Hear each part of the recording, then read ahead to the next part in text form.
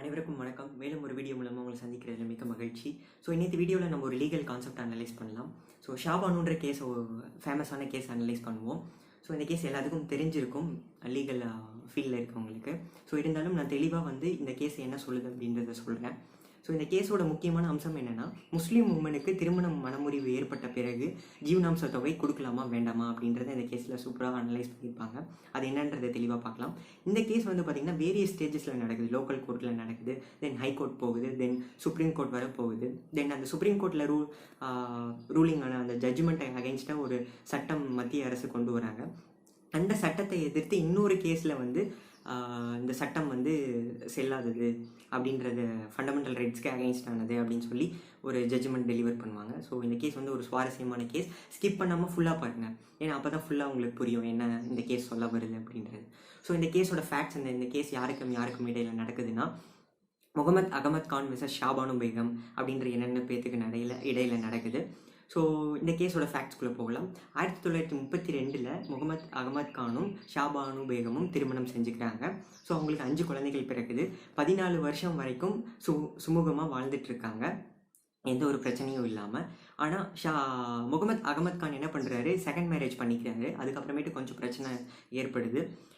1960 அந்த ஷா பானு பேகம்க்கு 62 வயசு ஆகும்போது முகமது அகமத் கான் என்ன பண்ணுறாரு, இர்ரிவக்கபிள் தலாக் கொடுத்துட்றாரு. அதாவது மனமுறிவு கொடுத்துட்றாரு, டிவோர்ஸ் கொடுத்துட்றாரு. அதன் பிறகு அந்த டிவோர்ஸ் ஆன பிறகு ஒரு குறிப்பிட்ட சில காலகட்டத்தை வரைக்கும் மெயின்டெனன்ஸ் தொகை, ஜீவனாம்சம் தொகையை கொடுத்துட்ருக்காரு. அந்த குறிப்பிட்ட காலம் கழித்து ஜீவனாம்ச தொகையை கொடுக்கறத நிறுத்திக்கிறாரு. ஸோ அவங்களுக்கு ஷா பானு பேகம்க்கு ஜீவனாம்ச தொகை வேணும்னு சொல்லிட்டு அவங்க கோர்ட் அப்ரோச் பண்ணுறாங்க. CR.P.Cயில் 125 பிரிவு 125 மேற்கோள் காட்டி எனக்கு மெயின்டெனன்ஸ் வேணும், ஜீவனாம்ச தொகை வேணும் அப்படின்றத கேட்குறாங்க லோக்கல் கோர்ட்டில். அந்த லோக்கல் கோர்ட் என்ன பண்ணுது, மாதம் 25 ரூபாய் ஜீவனாம்சம் தொகையை முகமது அகமத் கான் ஷா பானு பேகம்க்கு வழங்கணும் அப்படின்ற ஒரு தீர்ப்பை எழுதுகிறாங்க. தென் 1980 ஷா பானு பேகம் அந்த ஜீவனாம்ச தொகை போதாதுன்றனால ஹைகோர்ட்டுக்கு போகிறாங்க. ஹைகோர்ட்டில் என்ன சொல்கிறாங்கன்னா, ஜீவனாம்ச தொகையை உயர்த்தி கொடுக்குறாங்க. 179 ரூபாய் 20 பைசாவை மாத ஜீவனாம்ச தொகையை முகமது அகமத் கான் ஷா பானு பேகம்க்கு கொடுக்கணுன்றதை சொல்கிறாங்க. ஸோ இதை எதிர்த்து Mohammed Ahmed Khan supreme court approach பண்ணுறாரு. அங்கே போய் என்ன சொல்கிறாருன்னா, என்ன ஒரு கிரவுண்ட்ஸை முன்வைக்கிறாருன்னா, முஸ்லீம் பர்சனல் லாஸ் படி நான் டிவோர்ஸ் கொடுத்த பிறகு என்னோட மனைவிக்கு நான் மெயின்டெனன்ஸ் அமௌண்ட் தர முடியாது, ஜீவனாம்ச தொகை தர முடியாது அப்படின்றத தெளிவாக சொல்கிறாரு. ஆனால் 2 பெஞ்ச் ஜட்ஜ், அதாவது டிவிஷன் பெஞ்ச் அப்படின்னு சொல்லுவாங்க, 2 நீதிபதிகள் உள்ள அமர்வை டிவிஷன் பெஞ்ச் அப்படின்னு சொல்லி ஆங்கிலத்தில் சொல்லுவாங்க. ஸோ அந்த பெஞ்ச் என்ன சொல்கிறாங்கன்னா, CR.P.Cயில் செக்ஷன் 125 படி 125 ஆஃப் CR.P.C படி இந்த ப்ரொவிஷன் எல்லா மதத்துக்கும் காமனாக அப்ளை பண்ணுறது தான். எந்த ஒரு குறிப்பிட்ட மதத்துக்கு மட்டும் அப்ளை பண்ணுற ஒரு ப்ரொவிஷன் கிடையாது, எல்லா மதத்துக்கும் காமனாக அப்ளை பண்ணுற ஒரு ப்ரொவிஷன் தான் அப்படின்னு சொல்லி அந்த கேஸை லார்ஜர் பெஞ்ச், அதாவது ஒரு கான்ஸ்டியூஷன் பெஞ்சுக்கு இந்த கேஸை ரெஃபர் பண்ணுறாங்க. அங்கே 5 நீதிபதிகள் கொண்ட அமர்வு ஒரே மாதிரியான கருத்தை முன் வச்சு, அதாவது யுனானிமஸ் ஜட்ஜ்மெண்ட்டை டெலிவர் பண்ணுறாங்க. என்னென்னா, ஹைகோர்ட் கொடுத்த தீர்ப்பு, அதாவது 125 செக்ஷன் CR.P.C என்ன சொல்லுதுன்னா, மெயின்டெனன்ஸ் கொடுக்கணும் மனமுறிவு ஏற்பட்ட பிறகு அப்படின்றத தெளிவாக சொல்லுது. அதை ரிலே பண்ணி நீங்கள் முகமது அகமத் கான் ஷா பானு பேகம்க்கு அவங்களோட லைஃப் டைம் வரைக்குமே மாதம் ஹைகோர்ட் என்ன தொகையை குறிப்பிட்டிருக்கோ அதை நீங்கள் வழங்கணும் அப்படின்னு சுப்ரீம் கோர்ட் சொல்கிறாங்க.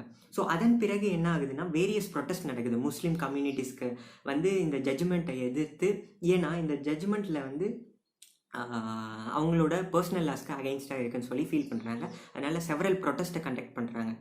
ஏன்னா ஹோலி குரானில் என்ன சொல்லியிருப்பாங்கன்னா, ஒரு மனமுறிவு ஏற்பட்ட பிறகு அந்த கணவன் மனைவிக்கு ஜீவனாம்ச தொகையை குறிப்பிட்ட காலம் வரைக்கும் தான் கொடுக்கலாம் அப்படின்றது சொல்லியிருக்கோம். அந்த குறிப்பிட்ட காலம் என்னென்னா இதாத் காலம் அப்படின்னு சொல்லுவாங்க. இதாத்னா என்னென்னா, அந்த மேரேஜ் கன்சியூமேட் ஆயிருக்கா இல்லையா அப்படின்றத சொல்லக்கூடிய காலகட்டம். அந்த 90 நாட்கள் அல்லது அந்த இதாத் பீரியடை தான் அந்த இதாத் பீரியட் வரைக்கும் தான் மெயின்டெனன்ஸ் கொடுக்கணுன்றது சொல்லியிருக்கிறதுனால இந்த ஜட்ஜ்மெண்ட் வந்து வாழ்நாள் முழுக்க ஜீவனாம்ச தொகையை கொடுக்கணும்னு சொல்லியிருக்கு. அதனால் அந்த முஸ்லீம் கம்யூனிட்டி என்ன பண்ணுறாங்க, பல்வேறு போராட்டங்களை மேற்கொள்கிறாங்க. ஸோ இதை பார்த்துட்டு இருக்கக்கூடிய அப்போது ஆளும் கட்சியான காங்கிரஸ் கட்சி வந்து மத்திய அரசு என்ன பண்ணுதுன்னா 1986 புதுசாக ஒரு சட்டத்தை கொண்டு வராங்க. என்ன சட்டம்னா Muslim women protection of rights on டிவோர்ஸ்ன்ற சட்டத்தை 1986 கொண்டு வராங்க. அந்த சட்டம் படி என்ன சொல்லுதுன்னா, ஆக்சுவலி அந்த சட்டம் அந்த லெஜிஸ்லேஷன் என்ன சொல்லுதுன்னா, ஜீவனாம்சம் கொடுக்கணும், இதாத் பீரியடுக்குள்ளே ஜீவனாம்ச தொகையை கொடுக்கணும்னு சொல்லுவாங்க.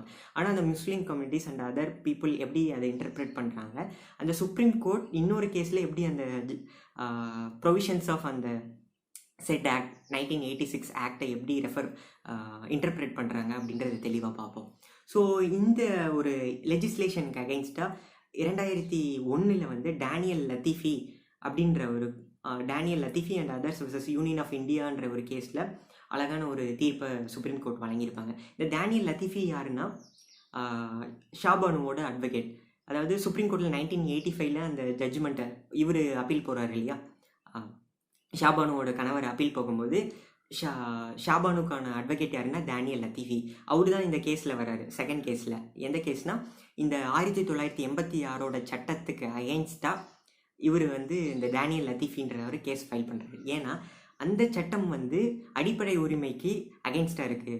ஆர்டிகல் 14 ரைட் டு ஈக்குவாலிட்டிக்கும் article 15 prohibition of discrimination against race, caste, sex, religion, இந்த 2 ப்ரொவிஷனுக்கும் அகெயின்ஸ்டாக இருக்குது அப்படின்னு சொல்லிட்டு கேஸ் ஃபைல் பண்ணுறாரு.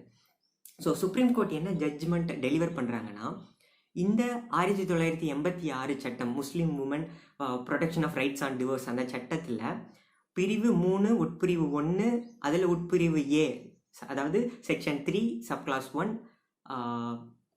Section 3 clause 1 sub clause A என்ன சொல்லுதுன்னா, ஜீவனாம்ச தொகையை கொடுக்கணும். அதாவது ஃபார் ரீசனபிள் பீரியடுக்காக, ரீசனபிள் ஒரு காரணத்துக்காக ஜீவனாம்ச தொகையை கொடுக்கணும் அப்படின்னு சொல்கிறாங்க.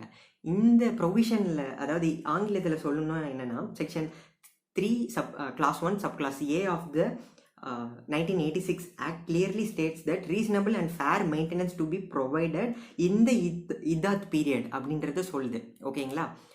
அதை வந்து சுப்ரீம் கோர்ட் ஜட்ஜஸ் எப்படி அழகாக இன்டர்பிரேட் பண்ணுறாங்கன்றதை பாருங்க. இதில் வந்து இந்த இதாத் பீரியட், அந்த இதாத் பீரியட்குள்ளே அந்த ஜீவனாம்ச தொகையை கொடுக்கணுமே தவிர ஃபாரின்ற வார்த்தையை நாங்கள் பயன்படுத்தலை. அந்த லெஜிஸ்லேஷனில் ஃபாரின்ற வார்த்தை எங்கேயுமே கிடையாது.